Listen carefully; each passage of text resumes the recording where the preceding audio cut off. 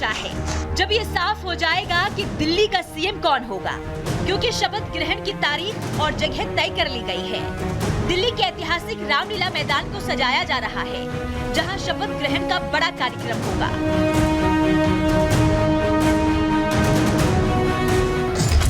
सूत्रों के मुताबिक 19 तारीख को विधायक दल की बैठक होगी। 20 फरवरी को शाम 4:30 बजे शपथ ग्रहण होगा। समारोह के लिए जगह रामलीला मैदान को चुना गया है। अभी हमारी मौजूदगी रामलीला ग्राउंड में है और आप मेरे चारों तरफ देख सकते हैं, ये तैयारी सीएम ओथ की है, भाजपा सरकार की नए सीएम के यहां पर शपथ ग्रहण की तैयारी चल रही है और उसी को लेकर के यहां पर स्टेज बनाया जा रहा है और बताया यह जा रहा है कि 30,000 गेस्ट इस शपथ ग्रहण समारोह में शामिल होंगे। इधर शपथ ग्रहण को लेकर तैयारी शुरू कर दी गई है। बम्पर कार्यक्रम में पहुंचने वाले गेस्टों के नाम भी फाइनल हो चुके हैं। इस शपथ ग्रहण कार्यक्रम में प्रधानमंत्री नरेंद्र मोदी के साथ ही सभी केंद्रीय मंत्री, बीजेपी और एनडीए शासित 20 राज्यों के मुख्यमंत्री और डिप्टी सीएम शामिल होंगे। इसके अलावा वीआईपी और कुछ वीवीआईपी मेहमान के साथ साधु संतों और राजनयिक भी कार्यक्रम में शामिल होंगे। बताया जा रहा है कि शपथ ग्रहण समारोह में 3 मंच बनाए जाएंगे। एक बड़ा मंच 40 बाई 24 का होगा, वहीं 2 मंच 34 बाई 40 के होंगे। मंच पर लगभग 100 से 150 कुर्सियां लगाई जाएगी। वहीं आम लोगों के बैठने के लिए करीब 30,000 कुर्सियां लगाई जाएंगी। कई दौर के मंथन के बाद अब सरकार गठन को लेकर हलचल तेज हो गई है, लेकिन सबकी नजरें सीएम के नाम पर है, जिस पर सस्पेंस बरकरार है। यानी दिल्ली में बीजेपी का चेहरा कौन होगा, इस पर अभी आखिरी मुहर नहीं लगी है, क्योंकि कतार लंबी है, जिसके लिए बस थोड़ा और इंतजार करना होगा। सीएम का चेहरा क्या वही होगा जिनके नाम मीडिया में चल रहे हैं, या फिर राजस्थान, उड़ीसा, छत्तीसगढ़ की तर्ज पर पीएम मोदी दिल्ली को नया चेहरा देकर सबको चौंकाएंगे, जिसके लिए विधायक दल की बैठक का इंतजार है।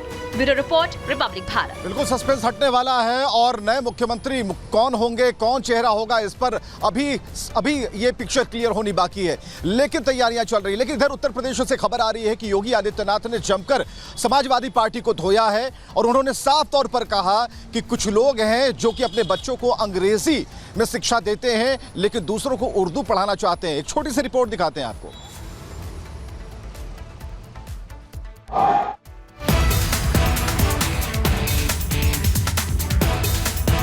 अपने बच्चों को लोग पढ़ाएंगे इंग्लिश स्कूलों में और दूसरे के बच्चे के लिए अगर वो सुविधा सरकार देना चाहती है, कह देंगे उर्दू पढ़ाओ इसको।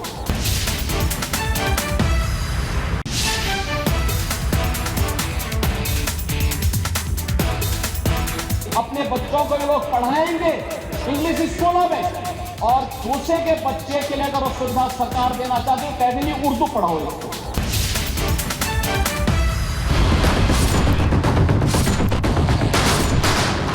अपने बच्चों को ये लोग पढ़ाएंगे इंग्लिश स्कूलों में और दूसरे के बच्चे के लिए अगर वो सुविधा सरकार देना चाहते हो, कह देंगे उर्दू पढ़ाओ इसको। यानी उसको मौलवी बनाना चाहते हैं, कटबुल्ला बन के और केस को ले जाना चाहते हैं। तो सुना आपने, अपने चिरपरिचित अंदाज में उत्तर प्रदेश के मुख्यमंत्री योगी आदित्यनाथ ने समाजवादी पार्टी को एक्सपोज करते हुए आड़े हाथों लिया और उनकी समाज को बांटने वाली सोच पर करारा प्रहार किया।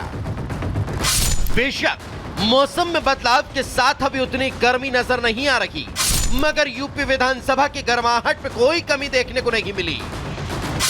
मौका था सदन में स्थानीय बोलियों पर हो रही चर्चा का, जिस पर अपनी बात रखने खड़े हुए उत्तर प्रदेश के मुख्यमंत्री योगी आदित्यनाथ ने समाजवादी पार्टी की मानसिकता पर ही सवाल खड़े कर दिए। ये कौन सी बात हो गई कि भोजपुरी में न बोले, अवधी में न बोले, इसका हिंदी में न बोले और उर्दू क्या वकालत कर रहे हैं? एक बड़ी विचित्र बात है। आप मुझे बताइए, मैं इसीलिए कहता हूं कि आप समाजवादियों का चरित्र ही इतना दोहरा हो चुका है, इतना दोहरा हो चुका है कि अपने बच्चों को भेजेंगे इंग्लिश पब्लिक स्कूल में और दूसरों के बच्चों को बोलेंगे कि एक गांव के उस विद्यालय में पढ़े जहां संसाधन भी नहीं है। ये दोहरा आचरण। विपक्ष की मानसिकता पर प्रहार करते सीएम योगी यही नहीं रुके। उन्होंने कहा, आप लोग हमारी बोली भाषा का विरोध करने के आदी हो चुके हैं। रही भावना जैसी प्रभु मूर्ति देखी दिल जैसी, यह तो आचरण आप लोगों का है। इसीलिए आपने कल भी भोजपुरी का विरोध किया, अवधी का विरोध किया, बुंदेलखंडी का विरोध किया, और आप लोग अपने दैनिक जागरण में, दैनिक जीवन में इस प्रकार के आचरण के आदी हो चुके हैं। सदन में गरजते हुए मुख्यमंत्री योगी आदित्यनाथ ने सपा की विरोध वाली राजनीति का भी खुलासा किया और कहा, हर अच्छे काम का विरोध करना आदत हो चुकी है। हर अच्छे कार्य का समाज आज के यही ढोंग है आप लोगों का, यही ढोंग है। हर अच्छे कार्य का आप विरोध करेंगे, हर अच्छे कार्य का आप विरोध करेंगे। हर अच्छा कार्य जो प्रदेश के हित में है, देश के हित में है, आप उसका विरोध करेंगे। और मुझे लगता है इस प्रकार के विरोध की निंदा होनी चाहिए और हम इसका समर्थन करते हैं जो उत्तर प्रदेश के बोलियों को सम्मान मिला। कुल मिलाकर समाजवादी पार्टी के नकारात्मक राजनीति की पोल खोल मुख्यमंत्री योगी आदित्यनाथ ने उनकी दोहरी मानसिकता का ही खुलासा कर दिया। Bureau report, Republic Bharat. और अजय दुबे इस वक्त हमारे साथ जुड़ चुके हैं। अजय, एक करारा प्रहार किया गया है और विधानसभा में योगी आदित्यनाथ ने अपनी मंशा स्पष्ट कर दी, लेकिन विपक्ष की मंशा पर भी सवाल खड़े कर दिए कि विपक्ष चाहता क्या है और किस तरह की राजनीति चाहता है।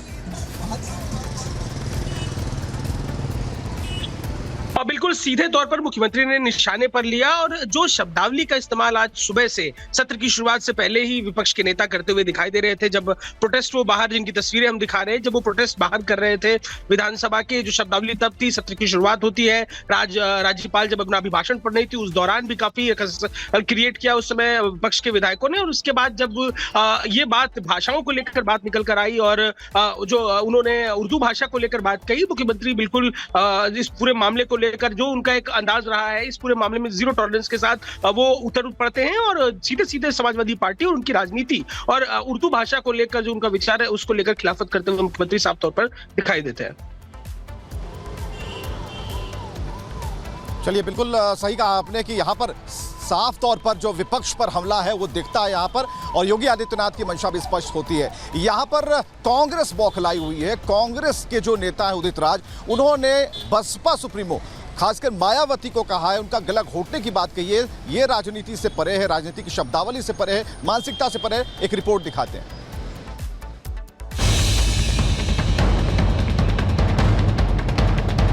सुश्री मायावती ने जो सामाजिक आंदोलन का गला घोटा, अब उनका गला घोटने का समय आ गया है। अलग अलग मंचों से कांग्रेस आलाकमान की तारीफ करते और अपने विवादित बयानों से चर्चा में रहने वाले नेताजी को तो आप जानते ही होंगे। ये है कांग्रेस नेता उदित राज, वही उदित राज जो अक्सर अपने उल जुलूल बयानों से चर्चा में बने रहते हैं। अब लोकतंत्र से इतर इनकी गलाघोटू राजनीति का सच भी सामने आ गया। उदित राज की न सोच बदली, न विचार, न आचार, न व्यवहार बदला, बल्कि अब ये एक कदम आगे बढ़ते हुए न सिर्फ मीडिया के सामने दलितों का अपमान कर रहे हैं, बल्कि अपनी राजनीतिक मर्यादाओं को ताक पर रखकर हत्या करने की भी बात कर रहे हैं। कि कृष्ण ने कहा कि अपने सगे संबंधियों को कैसे मारेंगे, तो कृष्ण ने कहा कि कोई सगा संबंधी नहीं है, न्याय के लिए लड़ो और मार दो, अपने लोगों को ही मार दो। तो आज उसी मोड़ पर हमारे कृष्ण ने मुझे कह दिया है कि सबसे पहले जो अपना दुश्मन है उसी को मार दो, और जो सामाजिक न्याय का दुश्मन है, जानते हूं, मैंने अपने प्रेस रिलीज में लिख दिया है, वो सुश्री मायावती ने जो सामाजिक आंदोलन का गला घोटा, अब उनका गला घोटने का समय आ गया है। तो सुना आपने, दरअसल नेताजी 17 तारीख को लखनऊ में एक प्रेस वार्ता को संबोधित कर रहे थे। इसी दौरान उदित राज ने गलाघोटू राजनीति का उदय कर दिया, जिनकी समर्यादित टिप्पणी पर कांग्रेस नेताओं के मुंह में दही जम गया, मगर बीजेपी और बसपा के नेता उनके बयानों पर आग बबूला हो गए। उदित राज के बयान पर भड़के आकाश आनंद ने उदित राज की गिरफ्तारी की मांग कर दी। आकाश के बाद मायावती ने भी निशाना साधा और कहा कि दल बदलू अपने आकाओं को खुश करने में लगे हैं। तो बीजेपी नेता अमित मालवीय भी निशाना साधते नजर आए, मगर इस सब के बाद भी उदित राज को अपने बयान पर कोई पछतावा नहीं, बल्कि वो अपने बयान पर अब भी कायम है। मैंने कोई गलत काम ही नहीं किया जी। जब राजनीति गला काटने का कोई कोई सार्वजनिक गला काटने की बात है तो ऐसा तो राजनीति में भाषा चलती रहती है। खैर, ये कोई पहला मामला नहीं जब दलितों, शोषितों, वंचितों, महिलाओं पर अभद्र टिप्पणी कांग्रेस नेताओं ने की हो। ये तो उनकी आदत पे शुमार है। जगत दिग्विजय सिंह के 100 टन माल वाला बयान को, या चुनाव के दौरान कंगना पर की गई टिप्पणी, कन्हैया कुमार का देवेंद्र फडणवीस की पत्नी पर किया गया कमेंट हो, या कांग्रेस सांसद का डेंटेड पेंटेंट महिलाओं वाला बयान, हर बयानों पर बवाल हुआ।